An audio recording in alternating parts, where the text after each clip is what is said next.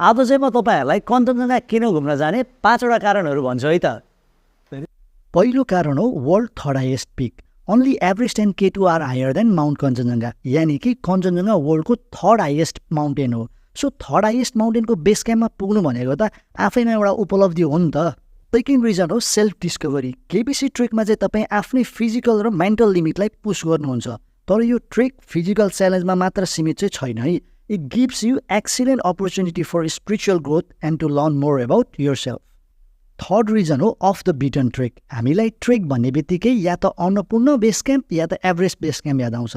त्यसैले यो रिजन चाहिँ अत्याधिक भिडभाड हुने गर्छ, जुन कञ्चनजङ्घा ट्रेकमा बिल्कुलै छैन।